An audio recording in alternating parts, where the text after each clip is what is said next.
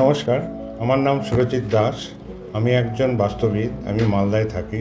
আমি পেশাগতভাবে একজন civil engineer এবং সিভিল ইঞ্জিনিয়ারিং ক্ষেত্রে আমার অনেক ধরনের কাজ করেছি এবং জীবনের বিভিন্ন কাজ করতে গিয়ে যে অভিজ্ঞতা সঞ্চয় করেছি সেই অভিজ্ঞতাগুলোই আপনাদের কাছে শেয়ার করছি। যে অভিজ্ঞতাগুলো আপনাদের ব্যক্তিগত জীবনে কাজে লাগার সম্ভাবনা রয়েছে। যখন আমরা কোনো বাড়ি নির্মাণ করতে যাই তার জন্য একটা প্লট প্রথমে কিনি অথবা একটা জায়গা খোলা যায়। অর্থাৎ প্লট কেনার সময় আমাদের প্লট সিলেকশন একটা তাৎপর্যপূর্ণ জায়গা, যে জায়গাটায় কতগুলো দৃষ্টিকোণ রেখে প্লট কেনার প্রয়োজন আছে বলে আমার মনে হয়। প্রথম কথা, যদি আপনি একটি রেসিডেন্সিয়াল বাড়ি কেনেন তাহলে প্রথমে দেখতে হবে যে এই প্লটটি কোন এলাকায় রয়েছে, সেই এলাকায় বিগত 50 বছরের বন্যার ইতিহাস আছে কিনা, যদি বন্যা হয়ে থাকে বিগত দিনে কতদিন সেখানে জল ছিল এবং বন্যার প্রবাহ অর্থাৎ জল কোথা থেকে কোন দিকে যায়।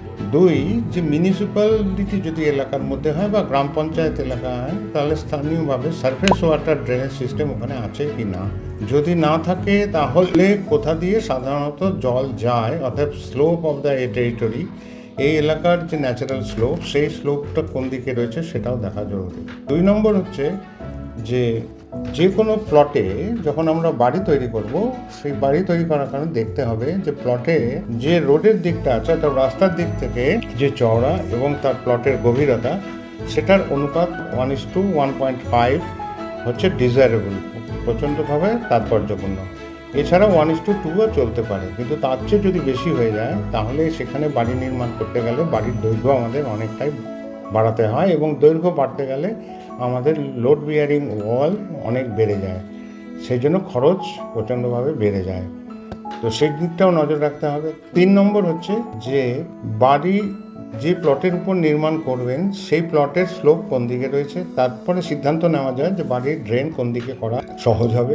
4 নম্বর হচ্ছে যে যখন কোনো প্লটে কতটা উঁচু নিচু আছে অর্থাৎ রোড থেকে কতটা উঁচু বা নিচু, যার উপর ফ্লোর লেভেল বিল্ডিংয়ের কোথায় হবে সেটাও আমরা নির্ণয় করতে পারি। এটাও বলে রাখি যে বিল্ডিংগুলো মিউনিসিপ্যাল এলাকা বা গ্রাম পঞ্চায়েত এলাকায় করতে হয় তো সেখানে মিউনিসিপ্যাল বা গ্রাম পঞ্চায়েতের বিধিনিয়মটাকে মেনে বিল্ডিংগুলো করা উচিত। এই কারণেই যে সেই জন্য কোনো একটি প্লট সিলেকশনের ক্ষেত্রে প্লটের ন্যূনতম রোড ফেস উইথ বা রোডের দিকে যে চওড়াটা থাকা জরুরি সে কমপক্ষে 20 থেকে 22 ফিট হওয়া খুব জরুরি।